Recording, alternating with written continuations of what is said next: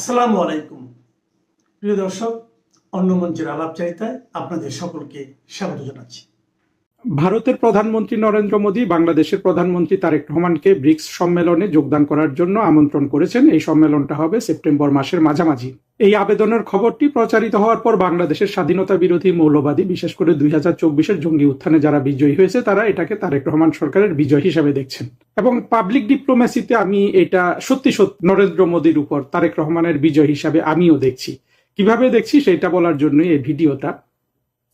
এখানে অবশ্য অনেকে আমাকে এসে বলবেন, ভারতীয় কিছু দর্শক আমার আছেন, তারা এসে গালি দিবেন যে আপনি আপনার দেশের কথা ভাবেন, ভারতের কথা আপনার ভাবতে হবে না। আসলে উনি যে পাবলিক ডিপ্লোমেসিতে নরেন্দ্র মোদী তারেক রহমানের কাছে ফেল করেছেন, এটা আমি আসলে বাংলাদেশের ভেতরের অবস্থাটা বলছি। ভারতীয়দের মধ্যে কি অবস্থা হচ্ছে সেটা না। আসলে মূল বক্তব্যটা হলো যে বাংলাদেশের মানুষের কাছে তারেক রহমান আপাতত পাবলিক ডিপ্লোমেসিতে নরেন্দ্র মোদীর উপরে উঠে গেছেন এবং এইটা দীর্ঘমেয়াদে ভারত বাংলাদেশ সম্পর্কের জন্য খুব একটা ভালো কি মন্দ সেটা হয়তো আমার এই বক্তব্য শুনলে আপনারা বুঝতে পারবেন। তার আগে বলে নেই পাবলিক ডিপ্লোমেসি কি। পাবলিক ডিপ্লোমেসি কি এর সংজ্ঞা দিয়ে আমি আমার গল্প বলবো। আমি যখন 2021 সালে স্পেন থেকে গিয়ে পররাষ্ট্র মন্ত্রণালয়ে জয়েন করি, তখন আমাকে এই পাবলিক ডিপ্লোমেসির ডিজি বা মহাপরিচালক করা হয়। আমাদের এই জিনিসটা মানে এই কি বলে, আমাদের ফরেন মিনিস্ট্রিতে এটাকে অনুবিভাগ বলে। অনুবিভাগ কি জিনিস? এই অনুবিভাগে আগে নাম ছিল এক্সটার্নাল পাবলিসিটি উইং। আমি যে সময়টায় যাই ঠিক ওই সময়টাই এটাকে নামটা পরিবর্তন করে পাবলিক ডিপ্লোমেসি উইং বলা হয় এবং এখনো সেটা চলমান আছে। ফলে বলতে পারেন যে পাবলিক ডিপ্লোমেসি উইং এর বাংলাদেশের ফরেন মিনিস্ট্রির আমি প্রথম ডিজি না, আমার আগেও বোধহয় একজন ছিলেন, তখন উনি অবশ্য দুটো, ওনার সময় নামটা পরিবর্তন হয়েছে। তো আমাদের পররাষ্ট্রমন্ত্রী ডক্টর আব্দুল মোমেনের কথা যারা শুনেন তারা জানেন যে উনি পাবলিক ডিপ্লোমেসিটাকে অত্যন্ত গুরুত্বপূর্ণ মনে করেন। এবং পাবলিক ডিপ্লোমেসি উইং এ আমি জয়েন করার পর থেকে আমি তো খুব আশা আকাঙ্ক্ষা নিয়ে কাজ শুরু করেছিলাম। কারণ হলো তার আগে পাবলিক ডিপ্লোমেসি উইংকে একটা ডিভিশন বানানোর জন্য ফরেন মিনিস্ট্রি প্রধানমন্ত্রীর দপ্তরে এরা সারসংক্ষেপ বলে চিঠিও লিখেছিল আর কি, অনেকটা বড় সড়ো করে ডিভিশন বানাবে। ডিভিশন মানে তো বুঝতেই পারেন যে একটা মন্ত্রণালয়ের যে মন্ত্রী পরিষদ বিভাগ একটা ডিভিশন, শিক্ষা মন্ত্রণালয় এরকম দুইটা ডিভিশন আছে। ডিভিশন বিশাল ব্যাপক একটা বিষয় আর কি, ডিভিশন অনেকটা একটা মন্ত্রণালয়। তো পাবলিক ডিপ্লোমেসি উইংকে ডিভিশন বানাবে, আমি সেই ডিভিশনের ডিজি। এই জয়েন করার পর থেকে আমার মন্ত্রণালয়ের কর্তৃপক্ষের সাথে ঝগড়াঝাটি কি জন্য? আমি চাই যে আমাকে কিছু বলিষ্ঠ দক্ষ বা যা আছে আমাদের সীমার 2-3টা অন্তত একটু 6 মাস 1 বছর 1.5 বছর কাজ করবে এমন অফিসার দেয়া হোক। তো অফিসার দেয়, 2টা ভালো অফিসার দিলে এরা 1.5 মাস 2 মাসের মাথায় অন্য জায়গায় চলে যায়। এইটা নিয়ে আমি আমাদের ফরেন সেক্রেটারি মাসুদ বিন মোমেনের সাথে ঝগড়া করি, পররাষ্ট্র প্রতিমন্ত্রী শাহরিয়ার আলমের সাথে ঝগড়া করি, মন্ত্রীকে বারবার নালিশ জানাই মোমেন স্যারকে, যেহেতু মোমেন স্যার পাবলিক ডিপ্লোমেসি চান। আমার ঝগড়ার মূল কথাটা ছিল এটাই যে আপনারা তো ভাই এটাকে ডিভিশন বানাতে চেয়েছিলেন, মানে আরেকটা মন্ত্রণালয় বানাতে চেয়েছিলেন, সেটা পারেন নাই বুঝলাম, কিন্তু এখন অন্তত আমাকে কিছু লোকবল দিয়ে সহায়তা করেন। এরা সেটা করতো না। না করার পেছনে যে এটা যে অন্তর্ঘাতমূলক সেটাও না, হলো যে আসলে মন্ত্রণালয়ের প্রতিদিনের কাজ কাম ফেলে রেখে এই ধরনের জিনিসের পেছনে সময় দেয়া বা লোকবল সাপ্লাই করা মন্ত্রণালয়ের এই সীমাবদ্ধতা আছে। অর্থাৎ বড় ধরনের উইল না থাকলে এটা করা যায় না, কিন্তু তারা উইলটা দেখিয়েছে কাগজে কলমে যে এটাকে ডিভিশন বানাবে। ডিভিশন বানালেও কিন্তু এটা আসলে কিছুই হতো না, কারণ তাদের তো আসলে এটা বোঝার দক্ষতা ছিল না বা দেখাতে পারেনি। আমি এখানে দোষ হিসাবে বলছি না, বাস্তবতা উপলক্ষে। এই যে আমি ঝগড়াঝাটি করি এটা ওদের কারো পছন্দ না, সচিবের তো একেবারেই পছন্দ না, সচিব আমাকে পাইলে খেয়ে ফেলে। আমি আবার আমার যে অফিসার গুলা ছিল ওদের বিদেশ ভ্রমণ টমনেরও ব্যবস্থা করছি কৃত্রিম ভাবে, হাতে পায়ে ধরে। ভাই একেবারে মানে হাতে পায়ে ধরতে হয়, যে ওরা সহজ জিনিসটা বোঝে না, কিন্তু আমার ওই তর্কের উত্তর ওরা কোনোদিন দিতে পারবে না। যেটা হচ্ছে ডিভিশন বানাইতে চাইছিলেন উইং হিসাবে এটাকে আগে দাঁড় করা, সেটা কিন্তু তারা করে নাই। পরে আমি নিজে কিন্তু বিরক্ত হয়ে বের হয়ে গেছি। এই বের হয়ে যাওয়াতে আবার আমাকে সচিব মহোদয় মাসুদ বিন মোমেন সাহেব হেল্প করেছিলেন, যে আমাকে ভালোবেসে করেছিলেন তারা। উনি দেখছেন যে এই ছেলেটা মুখে মুখে তর্ক করে, চলে গেলেই ভালো। যাই হোক, সেইভাবে আমি আবার কানাডায় চলে আসি ডেপুটি হাই কমিশনার, একেবারে নিচের দিকের একটা পোস্ট নিয়ে। আমি ডিজি হিসাবে যতটুকু আমার দক্ষতা বা সেটার কিছু না। ওই কানাডায় ডেপুটি হাই কমিশনার আপনারা দেখবেন এটা খুব ছোটখাটো একটা পোস্ট, এটা এমন কোনো গুরুত্বপূর্ণ পোস্ট না, কিন্তু আমাকে বের করে দিয়ে নিশ্চয়ই মাসুদ বিন মোমেন সাহেব অনেক আর আনন্দ পেয়েছেন, আমিও বের হয়ে গিয়ে আনন্দ পেয়েছি। কারণ আমি দেখলাম যে যেই ধরনের কথা বলে বেশি কাজের সাথে মানে তারা এটা পারে না আসলে, মানে এটা দোষের কিছু না, কিন্তু কথা হলো যে গিমিক তৈরি করে, কিন্তু আসলে এই পাবলিক ডিপ্লোমেসিতে মনোযোগটা দেয় না। দেখেন পাবলিক ডিপ্লোমেসি একটা আচ্ছা, এর আগে আরেকটা কথা বলে নিই। আমার যখন অনেক বছর হয়ে গেছিল আমি স্পেনে আমার 5.5 বছর বিভিন্ন কারণে বদলি হলেও আমি যেতে পারি না, ওই কারণটা এখানে বলবো না। আমার একেবারে পকেট শেষ। আমার 2 মেয়ে ওখানে পড়াশোনা করতো, বছরে মানে লক্ষ লক্ষ যা টাকা সরকার দেয় তার মানে যা খাইতে দেয় সেটাও এই বাচ্চাদের পড়াশোনার জন্য স্কুলের খরচে ব্যয় করতে হয়। আমি তো স্পেন থেকে যেতে পারি না। ওই জন্য আমার রাষ্ট্রদূত যিনি ছিলেন উনি একটা তদবির করেছিলেন যে আমাকে আমেরিকাতে, তখন আবার ডেপুটি চিফ অফ মিশনের পোস্টটা খালি হয়েছিল, আমাকে যেন ওইখানে পোস্টিং দেয়। মন্ত্রী মহোদয় রাজিও হয়েছিলেন। এই মাসুদ বিন মোমেন, ওই যে এখন যাকে পররাষ্ট্র সচিব করবে বলছিল, সালাউদ্দিন নোমান চৌধুরী, এ ছিল তখন ডিজি, এই ছিল কিনা জানি না। মাসুদ বিন মোমেন আরো 2-1 জনকে নিয়ে, হয়তো প্রতিমন্ত্রীকে নিয়ে আরো একজন, মানে সবার নাম বলা দরকার, মন্ত্রীর সাথে গিয়ে তদবির করছে যে বহুদিন বিদেশে ছিল, একে এখন আমেরিকায় পোস্টিং দেওয়া যাবে না। তখন যদি আমাকে মার্কিন যুক্তরাষ্ট্রে ডেপুটি চিফ অফ মিশন করতো, তাহলে কিন্তু এই যে আওয়ামী লীগ সরকারের সাথে মার্কিনীদের যে কূটনীতির এত পতন হয়েছিল, এখন আমি বুঝি যে সেইটা ঠেকানোর হয়তো একটা অ্যাটেম্প তারা মানে আমাকে দিলে তাদের যে এটা ঠেকানোর একটা একটা মানে ইচ্ছাও ছিল, বা তারা এটা বোঝার সক্ষমতা রাখে, সেটা হতো আর কি। কারণ ফরেন মিনিস্ট্রির লোকজন আমাকে ভয় পায় দুটো কারণে, যে আমার পড়াশোনা, এই যোগ্যতার জন্য, আর আরেকটা কারণে আমাকে হয়তো তুচ্ছতা ছিল করতে পারে, যে আমি যে কথা বলতে পারি না, যে এখন যে আপনাদের সামনে যেটা বলছি, এই যোগ্যতাটা আমার ঘাটতি আছে। কিন্তু পড়া লেখা মানে পড়তে পারা, লিখতে পারা, কূটনীতি বোঝা, এটাতে তো ফরেন মিনিস্ট্রিটা আগাগোড়া। আমার সমান আসলে এখনো কেউ নাই, তখনও কেউ ছিল না। আমি মোমেন স্যার বা ওনাদের কথা বলছি না, উনি তো অনেক সিনিয়র, ওনারা তাকে ফরেন সার্ভিসের কথা বলছি আর কি। তো সেটা তারা দিল না, ঢাকায় নিয়ে আমাকে, আমি খুব খুশি, কিন্তু আমাকে মানে জেনুইন যেটুক দরকার সেটুকু লোকবল পাই না। আর তো মন্ত্রণালয় বোঝেনি, সরকারি অফিসগুলোতে এইরকম রাজনীতি, এর তার পেছনে লেগে আছে, সে তার পেছনে লেগে আছে। আমি যাকে যা বলি মুখের সামনে বলি, পেছনে লাগা এটা আমি পছন্দ করি না। মানে এইটা আমার চরিত্রের মধ্যে নাই, পেছনে লাগা। অবশ্য এখন তো পেছনেই বলছি, আবার যাদের কথা বলছি তারা সবাই কিন্তু এই ভিডিওটা শুনবে, কিন্তু সবাই জানে যে আমি কোনো মিথ্যা কথা বলছি না। আমি যখন পাবলিক ডিপ্লোমেসি ডিজি ছিলাম, এই অনেকে যারা বক্তৃতা টক্তৃতা দিতে যেত নানান জায়গায়, তারা এসে আমাকে জিজ্ঞেস করতো যে এই পাবলিক ডিপ্লোমেসি কাকে বলে। তখন আমি তাদেরকে পাবলিক ডিপ্লোমেসির নানান সংজ্ঞা লিখে দিতাম। আর পাবলিক ডিপ্লোমেসির সংজ্ঞা যেটা বইপত্রে লেখা, সেটা অত্যন্ত জটিল, ফলে আমি আমার মতো করে সংজ্ঞা বানাতাম। এবং আমি সংজ্ঞাটা বানাতাম আসলে এই যে ভারতের পররাষ্ট্র মন্ত্রণালয়ের যে পাবলিক ডিপ্লোমেসি, ভারতের, চীনের, রাশিয়ার কিংবা মার্কিনীদেরও যে পাবলিক ডিপ্লোমেসি, সেটার আলোকে আমি প্র্যাকটিক্যাল সংজ্ঞা বানাতাম, এবং তারা ওগুলা নিয়ে বক্তৃতা দিত। এবং পাবলিক ডিপ্লোমেসিকে এতই গুরুত্ব দেওয়া হয়, মোমেন স্যার ঠিকই ছিলেন, উনি গুরুত্বটা বুঝতে পেরেছিলেন, দিতেও চেয়েছিলেন, কিন্তু ওই যে ব্যুরোক্রেসির প্যাঁচে পড়ে ওনার তো আসলে হাত পা বাঁধা। আমাদের পররাষ্ট্র মন্ত্রণালয়ের যে যে ব্যয়, বাৎসরিক ব্যয়, মানে পররাষ্ট্র মন্ত্রণালয় চালাতে সরকারের যা খরচ, ভারতের শুধু পাবলিক ডিপ্লোমেসি উইং চালাতে ততটা খরচ। বোঝেন তাইলে, ভারত যদি পাবলিক ডিপ্লোমেসির পেছনে এত টাকা খরচ করে, তাহলে চীন কত করে, রাশিয়া কত করে, মার্কিন যুক্তরাষ্ট্র কত করে। পাবলিক ডিপ্লোমেসির সংজ্ঞা ব্যাপক, অনেক কথা আছে। যেটা হলো যে আপনি যদি পাবলিকের কাছে আপনার মুখ উজ্জ্বল হয়, এটাই মানে বুঝতে হবে যে মানে আপনি পাবলিক ডিপ্লোমেসিতে ভালো করেছেন। যেমন এখন তারেক রহমান যেইভাবে এটা দেখাচ্ছে, তারেক রহমান বা 24-এর জঙ্গি উত্থানের লোকজন এই নরেন্দ্র মোদী সাহেবের তারেক রহমানকে ব্রিক্স সম্মেলনে আমন্ত্রণ জানালেন। তারেক রহমানকে তার সমর্থকরা বিজয় হিসাবে দেখছে, কারণ তারেক রহমানকে তো এর আগেও দাওয়াত দেওয়া হয়েছিল, সেই দাওয়াতে তিনি যান নাই, তিনি সেখানে না গিয়ে চীনে গিয়েছেন, আবার দ্বিতীয়বার দাওয়াত দিচ্ছে। এখন তারা এটাকে দেখাচ্ছে যে দেখো ভারত কতভাবে তারেক রহমানের এবং বাংলাদেশের কাছে ধরা, একবার দাওয়াত দিয়েছে যায় নাই, এখন কিন্তু আরেকবার দাওয়াত দিচ্ছে, চালাকি করে ব্রিক্সে নিয়ে যাচ্ছে, কোনোভাবে তারেক রহমান যেন ভারতে যায়, ভারতে না গেলে ভারতের ইজ্জত নষ্ট হয়ে যাচ্ছে। এটা যখন ব্যাপক একটা দেশের ব্যাপক জনগণ এইভাবে চিন্তা করে, তখন সেখানে তো তারেক রহমান পাবলিক ডিপ্লোমেসিতে জয়ী হলেন, এবং তার যে প্রতিপক্ষ সেটা যদি প্রধানমন্ত্রী নরেন্দ্র মোদী হয়, নরেন্দ্র মোদী তো পরাজিত হলেন। আমি আবারও বলছি, ভারতের ভারত এগুলো নিয়ে আসলে ভারতীয় জনগণের খুব একটা মাথা ব্যথা নাই। এগুলো যত মাথা ব্যথা বাংলাদেশের অভ্যন্তরে, দুই পক্ষেরই, আমরা যারা মুক্তিযুদ্ধের পক্ষের মানুষ আছি, মুক্তিযুদ্ধের বিপক্ষের মানুষ আছি, সবার কাছেই। আপাতত মুক্তিযুদ্ধের বিপক্ষের মানুষের এই যে চিন্তা, তারেক রহমান প্রথমবার দাওয়াত দিয়েছে, পাত্তাই দিল না, চীনে চলে গেছে, দ্বিতীয়বার দাওয়াত দিচ্ছে, তারপরেও দ্বিতীয়বার দাওয়াত দিয়েছে। এটা একটা বড় বিজয় যে ভারত যে কাঙ্গাল তারেক রহমানের ভিজিটের জন্য। এটা ভাবা তো আসলে সাধারণ মানুষকে, এটা ভাবলে কি আপনি দোষ দিতে পারবেন?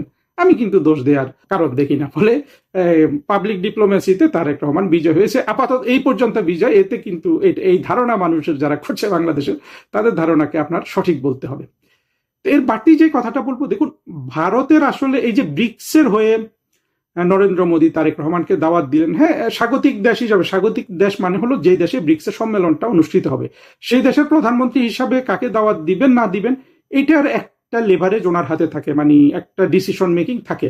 কিন্তু মোটা দাগে এটা কিন্তু আবার একটা নীতিমালাও যে এই ব্রিক্স সম্মেলনে কারা কারা যাবে কারা কারা যাবে না। কিন্তু ব্রিক্স তো মূলত চীনের ইস্যু। এটা দেখবেন যে ব্রিক্স করা হয়েছে চীনের নেতৃত্বে সোজাসুজি। এটা একটা মার্কিন যুক্তরাষ্ট্রের মানে মার্কিন যুক্তরাষ্ট্রের যে অর্থনৈতিক শক্তি বলে, মানে কৌশলগত সামরিক শক্তি বলে, যেটাই বলেন, এই শক্তিটার বিরুদ্ধে দাঁড়ানো একটা বলে হলো ব্রিক্স।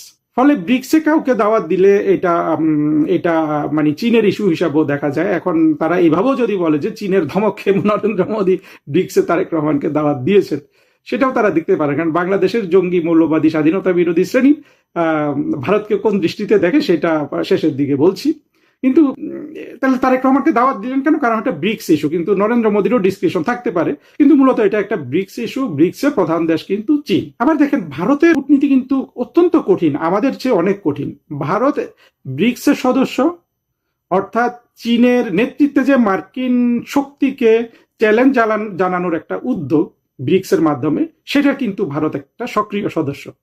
আবার দেখুন ভারত কিন্তু একইভাবে কোয়াডের সদস্য। কোয়াড কি? কোয়াড হলো ভারত, অর্থাৎ মার্কিন যুক্তরাষ্ট্র, ভারত, জাপান, অস্ট্রেলিয়া, এই চারটা দেশের একটা জোট, যেটারও মানে অনেক কঠিন কঠিন কথা আছে। সহজ কথা হলো সেটাও কিন্তু আবার চীনের একটা প্রতিপক্ষ জোট হিসাবে দেখা হয়, যেটা ভারত মহাসাগর আর প্রশান্ত মহাসাগর অঞ্চলে চীনের প্রভাব ঠেকানো হিসাবে এটা দেখতে পারেন। তো ভারত তাহলে দুই নৌকায় পা আছে তার, অর্থাৎ মার্কিন যুক্তরাষ্ট্রের সাথেও আছে, আবার সেটা কোয়াডে, চীনের সাথেও আছে সেটা ব্রিক্সে। এটা কিন্তু ভারতের জন্য এক ধরনের শক্তি। ভারত নিজেকে গণতান্ত্রিক রাষ্ট্র হিসাবে দেখে, যেটা সত্য, ভারতে তো গণতন্ত্র চালু আছে, সেই হিসাবে মার্কিন যুক্তরাষ্ট্রের সে মিত্র। কিন্তু সাম্প্রতিক বছরগুলোতে দেখা গেছে যে গণতান্ত্রিক মৈত্রী ঠিক ভালোভাবে ফাংশন করছে না মার্কিন যুক্তরাষ্ট্রের উথাল পাথাল শিফটের কারণে। আবার চীন ভারতের নিকটতম প্রতিবেশী, এবং চীন এশিয়ান শক্তি, ভারত, ব্রিক্স, এগুলা পশ্চিমা শক্তি বিরোধী একটা জোট সেখানেও আছে। এই যে ভারতের কূটনীতিটা, এটা তো একটা জটিল কূটনীতি, যে যাই বলুক, এটা মেনে চলা এবং এটাকে সাকসেসফুল করতে পারা, এটাকে আপনি সাবোটাজ হিসাবেও দেখতে পারেন, আবার জটিলতা হিসাবেও দেখতে পারেন। কিন্তু এটা সাবোটাজ না দেখলে জটিল কিন্তু যথেষ্ট, এবং এগুলোকে এই ধরনের জটিলতা মোকাবেলা করার জন্যই কিন্তু কূটনীতি, ভারত সেই কূটনীতিটা করছে। এই গেল যে মানে আমি ভারতের পক্ষ থেকে তারেক রহমানকে দাওয়াত দেওয়ার যে কারণগুলো ব্যাখ্যা করতে গিয়ে এসব কথা বলছি আর কি। কিন্তু বাংলাদেশের স্বাধীনতা বিরোধীরা এটা কিভাবে দেখবে? সেইটা তারা এইভাবে দেখবে যে বাংলাদেশের যারা জঙ্গি, স্বাধীনতা বিরোধী এবং পাকিস্তানি সেকুলার নাস্তিক আছে, তারা কিন্তু একটা জিনিস মনে প্রাণে বিশ্বাস করে যে ভারত এক হিন্দু প্রধান রাষ্ট্র। হিন্দুরা কখনো মুসলমানদের সাথে যুদ্ধে যেতে না, হিন্দুরা মুসলমানদেরকে ভয় পায়, পাকিস্তানের সাথে ভারত যতবার যুদ্ধ করেছে ততবার হেরেছে। এগুলো হলো বাংলাদেশের মোটামুটি একটা মেজরিটি অংশের বিশ্বাস। আমি আবারও বলছি যে এই জিনিসটা, এই বিশ্বাস ভঙ্গ করার জন্য ভারতের তরফ থেকে কোনো উদ্যোগ নাই। ভারতের তরফ থেকে কিন্তু অনেক উদ্যোগই নাই, যেগুলো ভারত রাষ্ট্রের ঠিক তাদের প্রতিবেশীর সাথে কূটনীতিতে অবশ্যই এটা ভারতের প্রজ্ঞার পরিচয় বলা যাবে না। যেমন একটা কথা আমরা প্রায় শুনি যে ভারতের যেসব প্রতিবেশী রাষ্ট্র আছে কারো সাথে ভারতের সম্পর্ক ভালো নয়। প্রতিবেশী রাষ্ট্র কারা? ভুটান, নেপাল, চীন, পাকিস্তান, বাংলাদেশ। তখন বলতো যে একমাত্র বাংলাদেশের সাথে সম্পর্ক ভালো, অন্য কারোর সাথে সম্পর্ক ভালো নয়। বা শ্রীলঙ্কাও এর সাথে আনতে পারেন, শ্রীলঙ্কার সাথে যদিও স্থল সীমানা নাই কিন্তু সমুদ্র সীমানা আছে। এবং মোটা দাগে কথা তো সত্য। তো ভারত কি এই জিনিসগুলো চিন্তা করে দেখে যে কোন দেশের সাথে, মানে প্রতিবেশী সকল দেশের সাথে তাদের, বা মালদ্বীপও প্রতিবেশী বলতে পারেন, যে সকল প্রতিবেশী দেশের সাথে খারাপ কিভাবে হয়? আর সেটা যদি খারাপই হয়, বাংলাদেশের যে মুক্তিযুদ্ধের পক্ষের শক্তির সাথে যে ভারতের সখ্য, সেটাকে আরো উন্নততর করার কি ভারতীয় গভীর কোনো প্রচেষ্টা ছিল? মুক্তিযুদ্ধের পক্ষে শক্তিরও ছিল না, ভারতেরও ছিল না। তো ভারতের রাজনীতি বা ভারতের কূটনীতিতে এই আপনার কি বলবো, এই অদক্ষতা বলুন বা এই অগভীরতা বলুন, এটা কিন্তু বিদ্যমান। এইটা বিদ্যমান। আমরা যেটা দেখছি যে ভারতের কূটনীতি এবং ইয়েতে হয়তো ভারত বড় রাষ্ট্র হিসাবে এটা ভাবতে পারে যে না, এগুলোকে আমার পাত্তা দেওয়া কিছুই নেই, কিন্তু তাদের আবার মিডিয়াগুলো তো প্রচুর পাত্তা দেয়। আমরা দেখছি 2024-এ জঙ্গি উত্থানের পর ভারতীয় মিডিয়া ব্যাপকভাবে জঙ্গি উত্থানের বিরুদ্ধে অনেক অবস্থান নিয়েছে। আবার এই অবস্থান নেওয়াতে যে আমাদের মুক্তিযুদ্ধের পক্ষে শক্তির খুব একটা উপকার হয়েছে তা কিন্তু না, বরঞ্চ স্বাধীনতা বিরোধীরা এখানে জোট পেয়েছে। অর্থাৎ এই যে ভারতের ব্যাপক মিডিয়া যে আমাদের মুক্তিযুদ্ধ অর্থাৎ 2024-এ জঙ্গি উত্থানের বিরুদ্ধে দাঁড়িয়েছে, সেইটা আসলে কোনো দক্ষ মিডিয়া কর্ম না, এটা ছিল অনেকটা ভিউ ব্যবসা। এই ভিউ ব্যবসা বাংলাদেশের লোকজনও করে, ভারতের লোকজনও করে, কারণ যারা ভিউ ব্যবসার সাথে জড়িত, মিডিয়া বলুন, ইউটিউব বলুন, সোশ্যাল মাধ্যম বলুন, দুই তরফে আসলে যারা গ্রাউন্ড লেভেলের কর্মী, ওরা সবাই কিন্তু অভাবগ্রস্ত, ওদের প্রথমেই দরকার টাকা। এটাই হলো মূল কারণ। এইখানেও ভারতীয় রাষ্ট্রযন্ত্র, যেটা বাংলাদেশের স্বাধীনতা বিরোধীরা বলে যে গদি মিডিয়া, মোদি মিডিয়া, তারা যে এটা দক্ষতার সাথে করে বা সত্যি সত্যি গদি মিডিয়া, মোদি মিডিয়া হিসাবে কোনো বড় কাজ করে, এইটার কিন্তু আমি অন্তত কোনো প্রমাণ দেখি নাই। আমি যেটা দেখছি যে আমাদের জঙ্গি স্বাধীনতা বিরোধী মৌলবাদীরা যেই তর্ক বলুন, কুতর্ক বলুন, যা কিছু বলে তাদের পক্ষের লোকজনকে চাঙ্গা রাখে, সেগুলোর অনুকূলে কিন্তু এই মিডিয়াগুলো, দুর্বল মিডিয়াগুলো কাজ করেছে, যদিও তারা এই জঙ্গি উত্থানের বিপক্ষে অবস্থান নিয়েছিল। যাই হোক, আমি মনে হয় সব কথা বলে ফেলেছি। যেটা আমি কনক্লুশনে যেটা বলতে চাই, যে ভারতকে তার প্রতিবেশীদের সাথে সম্পর্কের ক্ষেত্রে আরো দক্ষতার পরিচয় দিতে হবে। বাংলাদেশের মুক্তিযুদ্ধের পক্ষে শক্তি এবং ভারত, এই দুটি পক্ষকে তাদের যে সম্পর্ক সেটা গভীরতর করার ক্ষেত্রে দুই পক্ষকেই আরো ম্যাচুরিটি দেখাতে হবে। কারণ বাংলাদেশের যে স্বাধীনতা বিরোধী পক্ষ, এইটা আর পাকিস্তানের মধ্যে কোনো পার্থক্য নাই। ভারত যদি পাকিস্তানকে শত্রু রাষ্ট্র গণ্য করে, কিন্তু 2024-এর যারা জঙ্গি উত্থান ঘটিয়েছে তাদের কাউকে কাউকে বন্ধু মনে করে, এটা ভারত রাষ্ট্রের বা যারা মনে করে তাদের এটা কিন্তু একটা ভুল, এবং সেই ভুলটা আমরা তাদেরকে ক্যারি করতে দেখেছি। যেই ভুলের খেসারত কিন্তু নরেন্দ্র মোদী সরকার বাংলাদেশে দিচ্ছে, বাংলাদেশের জনগণের কাছে দিচ্ছে, যে তারা এখন দেখছে যে নরেন্দ্র মোদী সরকার তারেক রহমানকে ভয় পায়, তারেক রহমানের কাছে পরাজিত হয়েছে, তারেক রহমানকে একবার উনি আমন্ত্রণ করেছেন, যায় নাই, এই না যাওয়াতে উনি আরো শঙ্কিত, এখন তিনি তারেক রহমান সাহেবকে দ্বিতীয়বার দাওয়াত করলেন। ইউনূস যখন তাকে ছুঁয়েছে, বিএনপির উচিত হবে তার প্রতি আর বিশ্বাস না করা। কারণ এখন দেখা যাচ্ছে ডক্টর মোহাম্মদ ইউনূস যাদেরকে কি ছুঁয়ে দিয়েছেন, তাহলেই সেখানে স্বার্থ আছে। আর বিএনপি তো লোকের অভাব নাই। আমি তো বললাম, আমার মতে নসিমুল গনি বা এই ধরনের পাকিস্তানি আইএসআই লোক হিসাবে বদনাম থাকুক বা সত্য থাকুক, মিথ্যা থাকুক, এরকম প্রশ্নবিদ্ধ লোককে বিএনপি রাষ্ট্রপতি নিয়োগ দেওয়া বিএনপি রাজনীতির জন্য ক্ষতিকর হবে। এটা সেনা সমর্থিত, সেনা নির্দেশিত একটি আন্দোলন, বা আন্দোলন না যদি বলেন, আন্দোলনের একটি চূড়ান্ত রূপ। তো সেখানে রাষ্ট্রপতির কি করার আছে? হ্যাঁ, একটাই করার থাকতো, উনি জীবনটা দিয়ে দিতে পারতো। 18 মাস ডক্টর ইউনূস তার প্রতি যে অমানবিক অত্যাচার চালিয়েছিল, এবং ইউনূসের সাঙ্গপাঙ্গরা যেভাবে মবক্রেসি করেছিল, যেভাবে সাংবিধানিক শেষ পদটিকেও শূন্য করে দিয়ে এখানকে সিরিয়া, আফগানিস্তান, ইরান বানাতে চেয়েছিল, সেইখানে ওনার যে দৃঢ়তা, আমি দৃঢ়তা বলছি মানসিক দৃঢ়তা, অনেকে কিন্তু এই টেনশন অ্যাবজর্ব করতে পারে। খুব স্বাভাবিকভাবে প্রশ্ন করতে হচ্ছে রাষ্ট্রপতি প্রসঙ্গে। আমার প্রশ্ন হচ্ছে যে সেই পুরনো প্রশ্ন, যে বিএনপি বললেই তো বা ইঙ্গিত দিলেই তো রাষ্ট্রপতি পদত্যাগ করতেন, কিন্তু তা না করে এত নাটকীয়তার কি প্রয়োজন ছিল, এবং কেন স্পিকারকে 2 দিনের মধ্যে মানে 2 দিনের নোটিশে তাকে বিদেশ থেকে ফিরিয়ে আনা হলো, এবং 24শে জুলাইয়ের মধ্যে তাকে কেন পদত্যাগ করতে হলো? এতে করে যে প্রশ্নগুলো উঠেছে, তাতে করে বিএনপি আসলে কতটা লাভবান হলো, আপনার কি মনে হয়? আমি এটা বুঝি না। আর বিএনপির একটা কিন্তু ঐতিহাসিকভাবে বিএনপি রাষ্ট্রপতিকে নিয়ে ডিল করতে পারে না। আপনি হিসাব করে দেখেন পান্না ভাই, 82 সালে হোসেন মোহাম্মদ এরশাদ যে রাষ্ট্র ক্ষমতা দখল করলো, তখন কিন্তু আওয়ামী লীগ ক্ষমতায় ছিল না, তখন ক্ষমতায় ছিল বিএনপি। এবং বিএনপির আব্দুস সাত্তার তার মাত্র 4 মাস কি 5 মাস আগে বিপুল ভোটে, যদিও ডক্টর কামাল হোসেন কারচুপির অভিযোগ করেছিল বা আওয়ামী লীগ সহ অন্যান্য দল, তারপরও আব্দুস সাত্তার বিপুল ভোটে বিজয়ী রাষ্ট্রপতি ছিল, জিয়াউর রহমানের খুবই ঘনিষ্ঠ ছিল, কিন্তু আব্দুস সাত্তার নিঃশর্ত আত্মসমর্পণ করেছে। তারপরে 2002 সালে বিএনপিরই প্রতিষ্ঠাতা মহাসচিব রাষ্ট্রপতি জিয়াউর রহমানের আরো এক ঘনিষ্ঠ, যাকে জিয়া রাজনীতিতে পিক করেছিলেন, সেই বদরুদ্দোজা চৌধুরী রাষ্ট্রপতি হওয়ার 3 মাসও বোধহয় যায়নি, তারপরে তুল কালাম কাণ্ড, তারপরে বদরুদ্দোজাকে ওই মহাখালী রেল লাইন, মগবাজার না মহাখালী কোনটা মনে নাই, রেল লাইন দিয়ে দৌড়ানো দেওয়া। তো সব মিলে বিএনপির প্রেসিডেন্টকে ডিল করতেই বোধহয় বিএনপির নানা ধরনের সমস্যা। এবং 2007-এও 2000 পরে তারা ইয়াজউদ্দিনকে রাষ্ট্রপতি নিয়োগ দিল, কিন্তু এই যে অনেকে একে ওকে দোষ দেয় না, বিএনপিরা দোষ দেয়, এ দায়ী ও দায়ী, আমার মতে ইয়াজউদ্দিনই দায়ী 111-কে আনার জন্য। কারণ তো সুতরাং এটার একটা রাজনৈতিক ব্যবচ্ছেদ হওয়া দরকার। গতকালকের ঘটনা, যে কি এমন বিষয়, কি এমন ঘটনা যে রাষ্ট্রপতিকে শুক্রবারই পদত্যাগ করতে হবে এবং স্পিকারকে উড়িয়ে নিয়ে এসে সেই পদত্যাগপত্র রিসিভ করাতে হবে। কারণ আমাদের সংবিধানের যে স্কিম, সেখানে রাষ্ট্রপতির কর্মকাণ্ড তো সংসদীয় গণতন্ত্রে খুবই খুবই সীমিত। একটা সম্মানের না, উনি পোস্ট। বলছেন যে শেখ হাসিনাকে ফিরে আসার পথ তৈরি করে দিতে কিংবা নতুন করে একটা সাংবিধানিক সংকট কিংবা রাজনৈতিক জটিলতা সৃষ্টির জন্য তিনি জরুরি অবস্থা ঘোষণা করতে পারতেন। তিনি সংসদ ভেঙে দিতে পারতেন। এই ধরনের কোনো কিছু হওয়ার কি ন্যূনতম সুযোগ ছিল, বা এই রাষ্ট্রপতি করতে পারতেন? পান্না সেই ভাই, সাহস বা সমর্থন?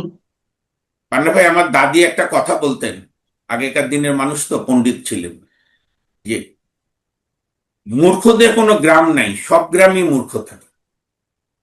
প্রথম কথা, প্রেসিডেন্ট এই গতকাল যিনি রিজাইন দিলেন, বীর মুক্তিযোদ্ধা শাহাবুদ্দিন চুপুর সাহেব থাকতেই তো শেখ হাসিনা দেশ ছাড়লেন, আওয়ামী লীগ সরকারের চেঞ্জ হলো, রেজিম চেঞ্জ হলো। তো তখনও তো উনি আটকাতে পারতো জরুরি আইন দিয়ে।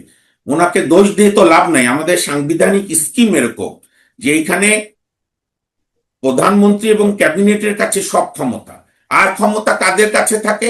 যাদের হাতে বন্দুক থাকে, অর্থাৎ সেনাবাহিনী। তো এই 5 আগস্টের আন্দোলন তো বুঝাই যাচ্ছে, আমি ভদ্রভাবে বললেও এটা সেনা সমর্থিত, সেনা নির্দেশিত একটি আন্দোলন, বা আন্দোলন না যদি বলেন, আন্দোলনের একটি চূড়ান্ত রূপ। তো সেখানে রাষ্ট্রপতির কি করার আছে? হ্যাঁ, একটাই করার থাকতো, উনি জীবনটা দিয়ে দিতে পারতো। তাই দিয়ে যদি লাভ হতো সেটা অন্য বিতর্কের। তো এখনো যেখানে প্রধানমন্ত্রী আছে, সংসদ আছে, সেনাবাহিনী সরকারের সঙ্গে তো ছন্দেই আছে, এখানে ওনার কি ফাংশন? কাজে এটা মনে হয় অবান্তর। বরং আজকের দিনে আমরা স্মরণ করতে পারি যে তার যে 18 মাস ডক্টর ইউনূস তার প্রতি যে অমানবিক অত্যাচার চালিয়েছিল, এবং ইউনূসের সাঙ্গপাঙ্গরা যেভাবে মবক্রেসি করেছিল, যেভাবে সাংবিধানিক শেষ পথটিকেও শূন্য করে দিয়ে এখানকে সিরিয়া, আফগানিস্তান, ইরান বানাতে চেয়েছিল, সেইখানে ওনার যে দৃঢ়তা, আমি দৃঢ়তা বলছি মানসিক দৃঢ়তা, অনেকে কিন্তু এই টেনশন অ্যাবজর্ব করতে পারতো না। কিন্তু উনি যেহেতু বীর মুক্তিযোদ্ধা, এবং তখন বিএনপিকেও ধন্যবাদ দিতে হবে ইতিহাসের জন্য, বিএনপিও বলেছে যে না, রাষ্ট্রপতির পদত্যাগের প্রয়োজন নেই, তাহলে সাংবিধানিক পদ শূন্য হবে। কারণ ইউনূসের তাহলে আরো আরো কয়েক বছর তার এই দুঃশাসন, ইউনূস, আসিফ নজরুল সহ তাদের যে গ্যাং, তাদের অত্যাচার, তাদের বাংলাদেশকে মৌলবাদী রাষ্ট্র বানানোর সকল চক্রান্ত ইউনূস সফল করতে পারত। সেইখানে রাষ্ট্রপতির দৃঢ়তা, পদত্যাগ না করা, এইটা ইতিহাস তাকে মূল্যায়ন করবে একজন বীর যোদ্ধা হিসাবে, সেনানী হিসাবে। কিন্তু আপনি দৃঢ়তার কথা বলছেন, অনেকে তো আবার তাকে গ্রেপ্তারের দাবি জানাচ্ছে। এবি পার্টি থেকে শুরু করে ইনকিলাব মঞ্চ কিংবা এনসিপি, জামাতও চিন্তা ভাবনা করছে তারা মামলা করবে কি করবে না। তাহলে দৃঢ়তা যদি দেখিয়ে থাকে, তাহলে এদের এই দাবিগুলো কি, মানে কোন পর্যায়ের? জুলাই আগস্টের ঘটনায় সাবেক রাষ্ট্রপতির কোনো দায় নেই, কারণ উনি কোনো নির্বাহী দায়িত্বে ছিলেন না, এবং ওনার ওই সময়কালে আমরা কোনো বক্তব্য দেখিনি যে না, এই আন্দোলন দমন করতে হবে, এই আন্দোলন হ্যান করতে হবে। উনি একজন রাষ্ট্রের 1 নম্বর নাগরিক হিসাবে, সবার রাষ্ট্রপতি হিসাবে যা ভূমিকা ছিল উনি সেভাবেই ছিলেন, এবং এই এই কর্মকাণ্ড হচ্ছে নির্বাহী বিভাগের দায়িত্ব, রাষ্ট্রের আইন শৃঙ্খলা ঠিক করা। তো সেই হিসাবে, আর এনসিপি, আমি এই সুযোগে একটা কথা বলি পান্না ভাই, আপনার অনুমতির সাপেক্ষে, মানে সময় সাপেক্ষে, অনেকে অনেক কারণে অনেকের বিরোধিতা করে। জামাত, এনসিপি, এনসিপি তো জামাতের যুব শাখা আমি বলি, ইয়াং ব্রাঞ্চ ওদের, বা ইনকিলাব মঞ্চনা যা যা আছে, মূলত এদের রাজনৈতিক শিক্ষা হচ্ছে পাকিস্তান। তো ওদের একটা রাগ ছিল যে এত কিছুর পর এত বড় বীর মুক্তিযোদ্ধা কেন এখনো রাষ্ট্রের রাষ্ট্রপতি হিসাবে থাকবে। কাজে সেদিক থেকে ওদের রাগ থাকতেই পারে মুক্তিযুদ্ধের উপরে। কারণ এখন তো দেখা গেল, বা ধরেন আজকে তো জুলাইয়ের 25 তারিখ, এবারকার জুলাই আন্দোলনের কর্মসূচিগুলো আপনি দেখেছেন, জনবিচ্ছিন্ন। কারণ জুলাই আন্দোলন 5 আগস্ট সন্ধ্যাবেলাতেই ম্লান হয়েছে, যখন তারা মুক্তিযুদ্ধ, বঙ্গবন্ধু, বাংলাদেশকে আক্রান্ত করেছে। কাজে তাদের এই দাবি অনর্থক, যুক্তিহীন এবং উগ্র রাজনৈতিক উদ্দেশ্য প্রণোদিত। আমার মনে হয় না এতে খুব একটা কিছু যায় আসে। আওয়ামী লীগের দৃষ্টিকোণেও, মানে আওয়ামী লীগের অধিকাংশ নেতা কর্মীদের ভাষ্যমতে সদ্য সাবেক রাষ্ট্রপতি শাহাবুদ্দিন সাহেব বিট্রে করেছে। তিনি বেইমানি কাজ করেছেন, তাদের এই বক্তব্যের সঙ্গে আপনি কতটা একমত? মানে তার কি করার ছিল, কি করতে পারতেন তিনি? বিট্রে শব্দ তো খুব কঠিন শব্দ, কে কাকে বিট্রে করলো। তো এখানে তো আমার মতে, আমি খুব অল্প বুঝি, আমার মতে যে পরিস্থিতি হয়েছিল এবং বাংলাদেশ সেনাবাহিনী বা তিন বাহিনী যে সিদ্ধান্ত নিয়েছে তার বিরুদ্ধে দাঁড়ালে বড়জোর উনি গ্রেপ্তার হতেন বা অ্যারেস্ট হতেন, সরি, বা উনি মৃত্যু হত্যাকাণ্ডের শিকার হতেন। তো হত্যা হওয়াই যদি গর্বের হয়, সেটি যার যার রাজনৈতিক বিশ্বাসের ব্যাপার। বরং রাষ্ট্রপতি পদে থেকে পরবর্তী যে বেশি বিপর্যয় তো উনি ঠেকিয়েছেন, ইউনূসের পুরো চক্রান্ত পরিকল্পনা সফল হতে দেননি। ইভেন শেখ হাসিনাও যদি সেনাবাহিনীর ব্যবস্থাপনাই হোক, যেভাবে হোক উনি গিয়েছেন, আওয়ামী লীগ যারা করে তাদের জন্য তো শেখ হাসিনা বিশাল সম্পদ, দেশেরও একটা বড় মানুষের জন্য। তাহলে কি আমরা শেখ হাসিনা সরে যাওয়াকে নিন্দা করব, নাকি একটা রাজনৈতিক কৌশল বলবো? তো এগুলো এখন শোনেন, আরেকটা আওয়ামী লীগের আমি বন্ধু বান্ধব যারা, ছোট দেশ তো সবাই সবাইকে চিনি, একটা রাগ দেখি আমি, একেবারেই বাচ্চার মতো রাগ, যে উনি বিএনপির লেখা বক্তৃতা পড়ে কেন। পার্লামেন্টারি সিস্টেমে ক্যাবিনেট অ্যাপ্রুভ ছাড়া রাষ্ট্রপতি কোনো স্টেটমেন্ট তো দিতে পারে না, রাষ্ট্রপতি সংসদে বক্তৃতাও দিতে পারে না। এটা আওয়ামী লীগের যারা নেতারা খুব ভালো করে জানে, এবং খুব সম্ভবত আমি যদি ভুল না করি আওয়ামী লীগের আমলই 96 কি 97-তে আগে এটা কাস্টম ছিল, আওয়ামী লীগ আমলে একটা সার্কুলার হয়ে আছে যে প্রেসিডেন্ট পার্লামেন্টে যাই বক্তৃতা দেবে ক্যাবিনেট অ্যাপ্রুভ করে দেবে। সুতরাং এখানে শাহাবুদ্দিন চুপ্পু সাহেবের কিছু করার নেই। যারা এই কথা বলেন তারা ওই একই সাথে বলেন যে প্রয়োজনে তিনি এইসব শব্দ উচ্চারণ করতেন না, তিনি বক্তব্য দিতেন না, তিনি রিজাইন করতেন। রিজাইন করাটাই কি সমাধান ছিল কিনা? তাহলে তো আমার একটা বিনয়ের সঙ্গে, শ্রদ্ধার সঙ্গে এবং সর্বোচ্চ সম্মানের সঙ্গে প্রশ্ন, আওয়ামী লীগের এই ঢাকা শহরে তো এখনো অনেক লোক আছে, তো ও পরের দিন যেদিন বঙ্গবন্ধুর বাড়ি ভাঙলো, ধরেন 5 আগস্ট বাদ দেন, 5 ফেব্রুয়ারি, 25শে 5 5 ফেব্রুয়ারি, ফেব্রুয়ারি, সেদিন 5 লাখ লোক 32 নম্বরে গেল না কেন? তাহলে প্রশ্ন, তখন পরিবেশ নাই। তো সেই পরিবেশ তাহলে শাহাবুদ্দিন চুপ্পু সাহেবের সময় ছিল না। আপনাকে বাস্তবতার আলোকে করতে হবে। আপনি নিজে আগুনে ঝাঁপ দেবেন না, আরেক লোককে ঝাঁপ দেওয়ানোর জন্য বলবেন। আপনি 5ই ফেব্রুয়ারি তো ওরা ডিক্লেয়ার দিয়ে এই রাষ্ট্রীয় প্রণোদনায় অত্যন্ত ন্যাক্কারজনক, ধিক্কার দেই আমি, নিন্দা করি, এবং ইতিহাসের একদিন বিচার হবে।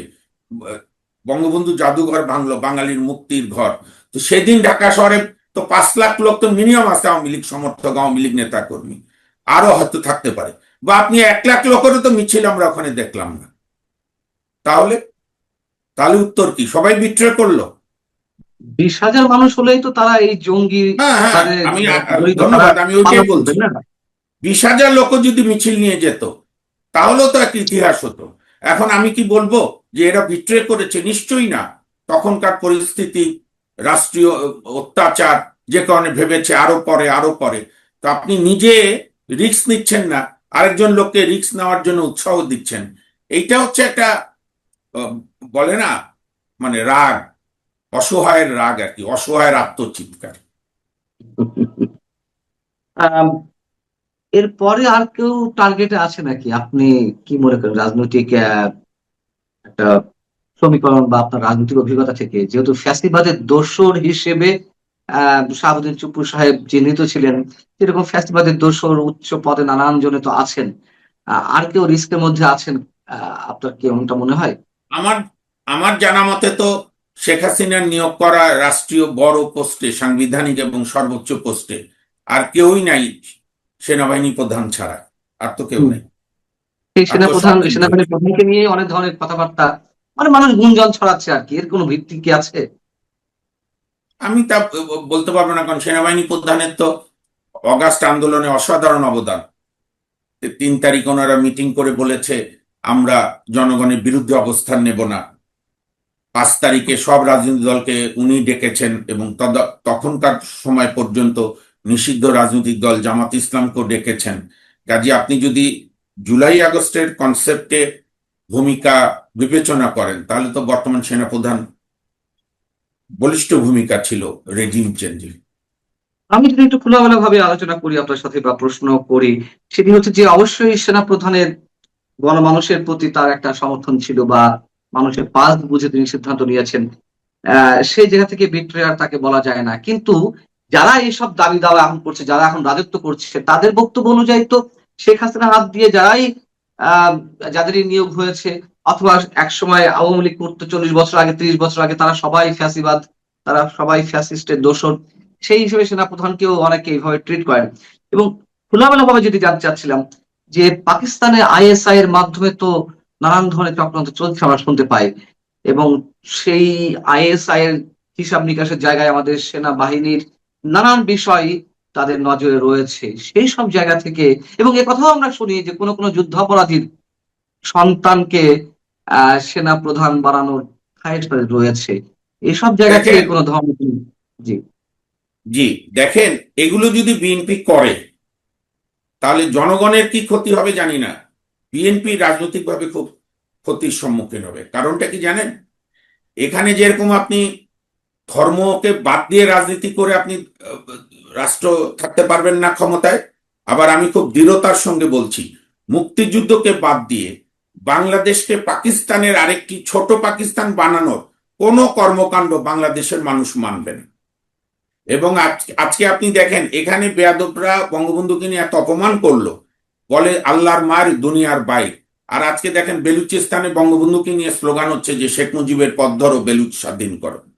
কাজী আইএসআই সমর্থিত, আমি আজকে একজন নাগরিক হিসাবে, মুক্তিযোদ্ধার সন্তান হিসাবে, মুক্তিযুদ্ধ বিশ্বাসী নাগরিক হিসাবে আমি বিএনপি সরকারের প্রতি উদাত্ত আহ্বান জানাবো।